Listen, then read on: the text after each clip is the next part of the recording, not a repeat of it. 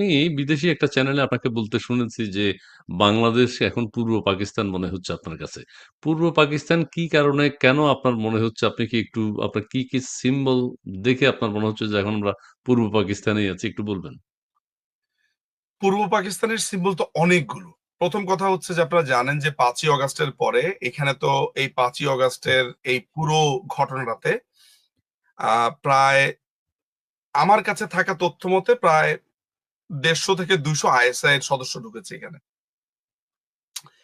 ৫ই অগাস্টের পরবর্তী সময়ে পাকিস্তানের যে অ্যাম্বাসেডর সৈয়দ মারুফ আহমেদ, আমি তার নাম ভুল না বলে থাকলে, সে এই রাজনীতিকে রীতিমতো নিয়ন্ত্রণ করছেন। সে চাচ্ছে বাংলাদেশে একটা ইসলামিক আন্দোলন এবং সে প্রস্তাবও তুলেছে বাংলাদেশের নাম যাতে ইসলামিক রিপাবলিক অফ বাংলাদেশ হয়। অর্থাৎ পাকিস্তানের যে সংবিধান, তারপরে আপনি খেয়াল করে দেখবেন যে আন্দালিব রহমান পার্থ আপনার পতিত স্বৈরাচার এরশাদের পার্টির এক অংশের নেতা। এই আপনার এরশাদের এই এই তার বাবা ছিল এরশাদের, জানেন তো তার বাবার ব্যাপারে তো চিনি চিনি চুরির দুর্নীতি আছে, নানান ধরনের দুর্নীতি আছে। এই পার্থ বলছে যে বাংলাদেশের সংবিধানে যাতে ব্লাসফেমি আইনকে সংযুক্ত করা হয়। মাথায় রাখবেন যে এটা যদি অগামগা টম ডিক হ্যারি বলতো একটা কথা ছিল। এটা বলেছে সেই লোক, যেই লোক হচ্ছে একজন আইনজীবী, নিজেই একজন আইনজীবী, ব্যারিস্টার। কেন আমি এই জায়গাটার সাথে পাকিস্তানের তুলনা করছি? পাকিস্তানে কিন্তু ঠিক একইভাবে সংবিধানের মধ্যেই অ্যান্টি ব্লাসফেমি আপনার আছে, ব্লাসফেমি আইনটা আছে, সরি অ্যান্টি ব্লাসফেমি তো ব্লাসফেমি আইন আছে। হুম, অথচ বাংলাদেশের যে পেনাল কোড, অর্থাৎ বাংলাদেশের সংবিধান অনুযায়ী যে আইন গঠিত হয়েছে, তার মধ্যে একটা বড় হচ্ছে আমাদের দণ্ডবিধি। দণ্ডবিধির মধ্যে কিন্তু পরিষ্কার ভাবে আছে, কেউ যদি ধর্মকে আঘাত করে, কটু কথা বলে, ধর্মানুভূতিতে আঘাত দেয়, তাহলে তার ২৯৫ এবং ২৯৫ ক এর অধীনে ২৯৫ হচ্ছে যে কোনো যদি আপনার মসজিদে, মন্দিরে, গির্জাতে হামলা করে, মানে ধর্মীয় প্রতিষ্ঠানে হামলা করে। আরেকটা এই হচ্ছে যে এমন কোনো কথাবার্তা বলে যেখানে ধর্মীয় অনুভূতিতে আঘাত হয়, তার জন্য আইনের ব্যবস্থা আছে। পাকিস্তানের মতো একই সিস্টেম এখানে আইন করার চেষ্টা করা হচ্ছে। বাংলাদেশে করতে চাচ্ছে দাদা। ওই যে ফলে আপনাকে এই একজনে যে বলছে যে পূর্ব কোরবান। পাকিস্তানের যেই কনস্টিটিউশনাল সিস্টেম, পূর্ব পাকিস্তানের যেই কান্ট্রির যে স্ট্রাকচার এবং মৌলবাদের যে কি ভয়ঙ্কর আস্ফালন, আপনি দেখেন হিজবুত তাহরিররা প্রকাশ্যে আছে।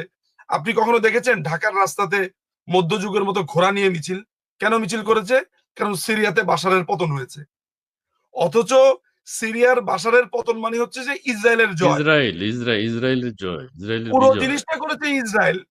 বাঙালি একদিকে আচ্ছা, ইসরায়েল আপ বিরোধী। আচ্ছা দাদা, ইসরায়েল থেকে আপনাকে একজন কোরবানি করতে চাচ্ছে। এই যে সোহেল রানা, তিনি বলছেন নিঝুম তোকে কোরবানি করব। এই যে মানে একেকজন একেক কথা বলছে।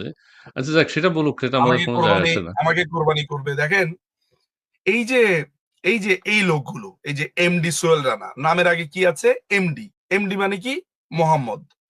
মোহাম্মদ মানে কি? আমাদের নবীজির নামের একটা অংশ, তাই না? জি। সত্যিকার অর্থে ধর্মে আঘাত করে এই কুলাঙ্গার গুলো। নামের আগে মোহাম্মদ, নামের আগে পুরা ইসলামী লেবাস। কিন্তু একজন মানুষ, অর্থাৎ আমার যে ইন্টেলেকচুয়াল হাইট বা আমার যে ইন্টেলেকচুয়াল জায়গা, আমি ঠিক জানি না সেটার হাইট কতটুকু, বাট আমার যে ইন্টেলেকচুয়াল অবস্থান, সেটাকে কনফ্রন্ট করতে পারছে না। অর্থাৎ নিজুম মজুমদার যে কথাটি এখন বলছে, তার পাল্টা উত্তর আমার কাছে নেই। তাহলে সহজ রাস্তা কি? তাকে খুন করে ফেলো, তাই তো? একদম। পড়া হুম, নাই, হুম, হুম, লেখা হুম, নাই, হুম, হুম, কোনো ধরনের বইপত্রের সাথে কোনো যোগাযোগ নাই, হুম। অশিক্ষিত, মূর্খ, বর্বর, মধ্যযুগীয় এই লোকগুলো এসে খুন করবে। তো আমাকে তো পেলে এমনিও খুন করবে, অমনিও খুন করবে। এটা আমার জন্য কনসার্নের না, কনসার্ন হচ্ছে যে বাংলাদেশটা এই রাস্তায় গেল কিভাবে। আপনি কলকাতাতে যান, কলেজ স্ট্রিটে যদি কোনোদিন যান বা কলকাতার লোকদের সাথে কথা বলেন, আপনি জি। তাদের কথা শুনলে আরেকবার শুনতে চাবেন। এত সুন্দর করে কথা বলে, এত সুন্দর আলোচনা করে, অদ্ভুত। আর আমাদের দেশ, তোকে কোরবানি করব, তোকে মেরে ফেলবো, তুই অমুক, তুই তমুক, এই। আচ্ছা, কোরবানি ঈদ আসুক, কোরবানি ঈদ আসুক, সামনে আছে। আর আরেকটি কথা বলি, আপনার বাংলাদেশের বর্তমান যে আওয়ামী লীগ বা আওয়ামী লীগের অন্যান্য সংগঠন, যুবলীগ, ছাত্রলীগ, এদের ব্যাপারে কোনো আসলে দলের পক্ষ থেকে কোনো কথা আছে কিনা? কেউ তো কোনো কথা বলছেন না। আপনাকে আমরা কথা বলতে দেখি, বিভিন্ন মাধ্যমে আপনি কথা বলেন, দেশি বিদেশি চ্যানেলে কথা বলছেন, নিজের ইউটিউব চ্যানেলে কথা বলছেন। আসলে কোনো দিক নির্দেশনা আছে কিনা, এটা কি আপনি কিছু বলতে পারবেন? দেখুন, আম, আমি আপনাকে আমি আপনাকে একটা কথা বলছি, সেটা হলো 5ই অগাস্টের পরে বেশি সময় কিন্তু যায়নি। 4 মাস গেছে। এটা তো খুবই স্বাভাবিক যে বাংলাদেশ আওয়ামী লীগ বলেন, যুবলীগ বলেন, ছাত্রলীগ বলেন, যেভাবে তাদেরকে বিদ্ধ করা হয়েছে, যেভাবে তাদেরকে সমালোচনা করা হয়েছে, এবং যেভাবে তাদেরকে নানানভাবে আরোপিত করা হয়েছে, আরোপ দেওয়া হয়েছে তাদের উপরে, এগুলো তো এক ধরনের শখিং, তাই না?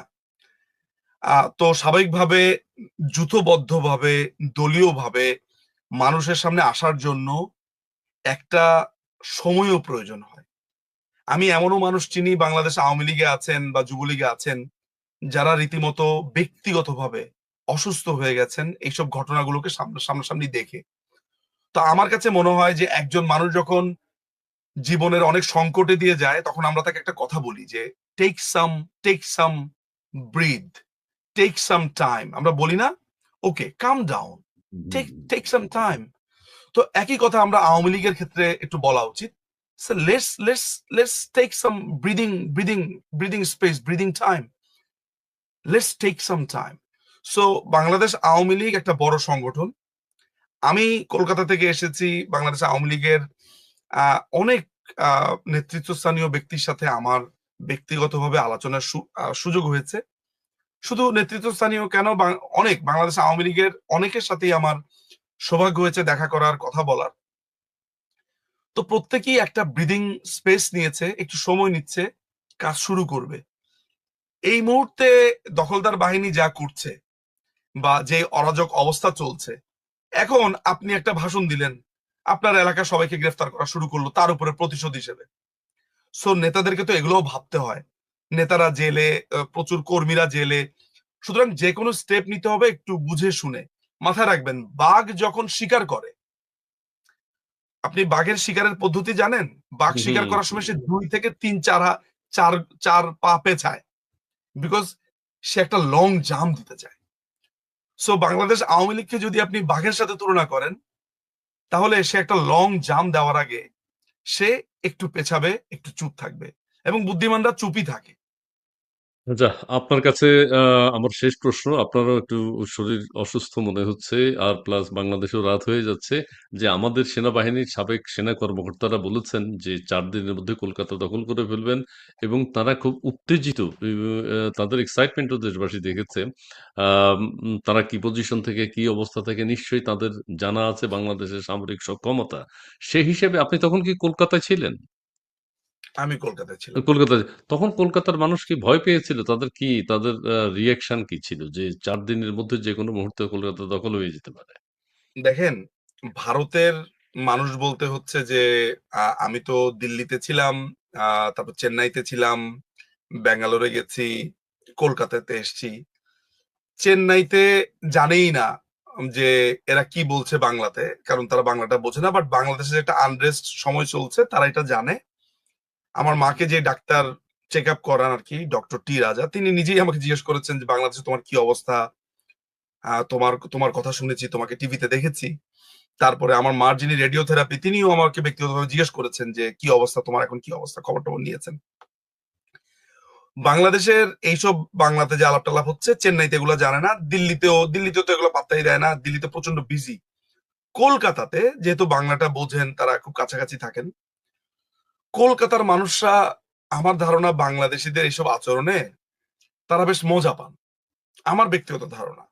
আর উনারা প্রচন্ড শিক্ষিত, তো সেখানকার পড়াশোনা, কলকাতার লোকদের ধী শক্তি, তাদের চিন্তা ভাবনা অনেক পরিশীলিত। আসলে আমরা আমরা তো গালি দিতে ওস্তাদ, আমাদের কাছে নেপাল খারাপ, কলকাতা খারাপ, কলম্বো খারাপ, সারা পৃথিবীর মানুষই আমাদের কাছে খারাপ, কারণ আমরা নিজেরা খারাপ। এই কারণে কলকাতার তরুণরা অসম্ভব রকমের শিক্ষিত, তারা হুট করে কোনো দেশ সম্পর্কে বলে বসে না। হ্যাঁ, বিজেপির শুভেন্দু অধিকারী, তিনি পলিটিক্যাল লিডার, তিনি পলিটিক্যাল স্টেটমেন্ট দিয়েছেন, কিন্তু সাধারণ মানুষ একটু অবাক হয়। বিশ্বাস করেন, আমাকে কলকাতাতে বলেছিল যে তোমাদের দেশকে আমরা এত ভালোবাসি কারণ আমাদের পূর্বপুরুষরা তো মূলত ওই অঞ্চলে ছিল। বাংলাদেশের জন্য তাদের না প্রচন্ড মায়া। এবং বঙ্গবন্ধু বঙ্গবন্ধুর ভাস্কর্যে ভর্তি, নজরুলের ভাস্কর্যে ভর্তি, মানে বাংলাদেশি অনেক ফিগারদের ভাস্কর্যে, বেগম রোকেয়া, পোস্টারের মধ্যে বেগম কলকাতা রোকেয়ার ছবি। কলকাতাতে। কলকাতায় আচ্ছা। কলকাতাকে আমার একটা পিওর কসমোপলিটন সিটি মনে হয়, এবং তারা কিন্তু ইন্টারন্যাশনাল কালচারকে অ্যাডপ্ট করেছে। আমি সেখানে আর্জেন্টাইন নাগরিকও দেখেছি, আমি সেখানে প্যারাগুয়ের নাগরিকও দেখেছি, আমি সেখানে নানান দেশের ভাষাভাষীর মানুষকে দেখেছি ঘুরতে এসেছে। ফলে সেখানকার মানুষরা না মানে এত সহজে আপনাকে, যেমন ওই যে বলছে যে কলকাতা দখল করবে, এইটা হাসির খোরাক জাগিয়েছে। এমনকি দেখেন বাংলাদেশ সেনাবাহিনীর এই পোশাকটা একসময় কিরকম সম্মানিত পোশাক ছিল। এখানকার যেসব জেনারেলরা 90s এর জেনারেলরা আছে, হালে আপনি আমাদের জেনারেল আজিজ সাহেবের কথাই ধরেন না কেন, আরো বড় বড় জেনারেলরা আছেন, আমার মনে হয় এই মানুষগুলো এদের কথাবার্তা শুনে লজ্জাই পায় যে উনাদের সময় উনাদেরকে দেখলে মানুষজন একটা শ্রদ্ধার চোখে তাকায়, সম্মানের চোখে তাকায়। আমাদের বড় বড় যারা জেনারেল গুলোকে আমরা চিনি, অনেক শ্রদ্ধার আসনে কিন্তু অনেক জেনারেল আছেন। কিন্তু এই যে চার্লি টাইপের কিছু লোকগুলো আছে, বিশেষ করে দেখেন আমাদের স্বরাষ্ট্র উপদেষ্টা, এই চার্লিটা ঠিকমতো কথাই বলতে পারে না। ও কথা বলার সময় দেখিয়ে দুই দিক থেকে থুতু গড়িয়ে পড়ছে। হ্যাঁ, তারপরে সে বলছে জামুগা খামুগা, এইভাবে কথা বলছে, মানে কথা জিব্বাটা কেমন জানি আগে চলে আসে। জামুগা খামুগা, লাল পানি খামুগা, জামুগা আমরা দখল করমু, এই যে করমু খামু জামু, অবশ্য এটা বলেও এটা দোষ দিয়েও লাভ কি, কারণ তাদের উপদেষ্টার মধ্যেই তো এই খামু জামু কোম্পানির ফারুকি আছে, যে এইভাবে ভাষাকে বিকৃত করেছে। ফলে এটা একটা ট্র্যাশ। আমি আর আপনি যখন আলোচনা করছেন তখন এসব ট্র্যাশ নিয়ে আলোচনা করাটাও দুরূহ ব্যাপার। একটা লোক সেনাবাহিনীতে চাকুরি করত, ঠিক কোন লেভেলের স্টুপিড, বলে 4 দিনের মধ্যে কলকাতা দখল করবে। আরে বেটা, কলকাতার যে হাবিলদার, মানে কলকাতার যেগুলো হাবিলদার আছে, ওদেরকে যদি বলি সীমান্তের মধ্যে মুতে দে ঠিক মতো, তাহলেই তো এই লোক বেঁচে যাবে। মানে আমি বারবার একটা কথা বলি যে আপনি আপনার স্ট্রেংথ জানবেন। আমার দেশে সৈনিক কতজন আছে, আমাদের দেশের আমাদের দেশের যে সামরিক শক্তি কতটুকু আছে, আমাদের দেশের সামরিক শক্তি খুব বড় জোর আপনার ওই আমাদের দেশের সরকারকে দখল করা পর্যন্ত। এরা মায়ানমারের সীমান্তে ঢুকলেই মার খাবে। বাংলাদেশের সেনাবাহিনীর কোনো ওই অর্থে কোনো শক্তি নাই। আপনি একটা গত 50 বছর আপনি যুদ্ধ করতে দেখেছেন? করুক না না, একটা যুদ্ধ, যুদ্ধ দেখলেই বুঝবো এগুলার এক একটার পেট এত বড়। আমি তো মাঝে মধ্যে এক মেজর ক্যাপ্টেন এগুলাকে দেখে আমি চিন্তা করলাম যে এই লোকের বুড়ি এত বড় কেন, ঘটনাটা কি? কিন্তু আর্মি অফিসার, সবার কথা বলছি না, কিছু কিছু এগুলো অশিক্ষিত মূর্খ বিভিন্ন জায়গা থেকে আসে। তো তো আর্মিতে যখন কেউ টেকে ইন্টারমিডিয়েট পাস করে ঢোকে, আপনার ওই যে ইনিশিয়াল আপনার একটা হয়, ওই যে কি জানি বলে, একটা অ্যাসেসমেন্ট হয়, শারীরিক পরীক্ষা হয়, এরপরে 20 মার্কের পরীক্ষা হয়, 20 মার্কেই পাস করে যায়। আর আইএসএসবি তে 4 দিন থাকে, ওইখানে একটু জামজুম করলে, একটু আপনার আইকিউ ঠিকঠাক থাকলে সে টিকে যায়। সুতরাং আর্মিতে যেরকম ধরেন ক্যাডেট কলেজের শিক্ষিত ছেলেপেলেরাও আসে, ভালো ফ্যামিলির ছেলেরাও আসে, আবার একেবারেই ধরেন অশিক্ষিত মূর্খ জায়গা থেকেও আসে, যাদের ফ্যামিলির কোনো কালচারাল ব্যাকগ্রাউন্ড নেই। তো এই যে জাহাঙ্গীর, তারপরে এই যে 4 দিনে দখল করে ফেলবে, লক্ষ্য করে দেখবেন এদের কোনো কালচারাল ব্যাকগ্রাউন্ড নেই। এরা হয়তো আজীবন দেখেছে যে বাবা তার মাকে পেটাচ্ছে, ভাই তার বোনকে পেটাচ্ছে, এই ধরনের একটা ফ্যামিলি থেকে এসেছে। ফলে সে আর্মিতে এসেও এই ধরনের কাজ করছে। এদের কারণে সোভার অফিসাররা লজ্জা পায়। বাংলাদেশ আর্মিতে কিন্তু প্রচন্ড স্মার্ট অফিসাররা আছে, ক্যাপ্টেন ব্রিগেডিয়ার লেভেলে, মানে একেবারে জুনিয়র থেকে সিনিয়র লেভেল পর্যন্ত অনেক তীক্ষ্ণ অফিসাররা আছে। আমি এরকম অনেক অফিসারদেরকে চিনি, বিশেষ করে ডিজিএফআই এর অনেক অফিসারকে তো আমি ব্যক্তিগতভাবেই চিনি। সরি, আমার ভিডিও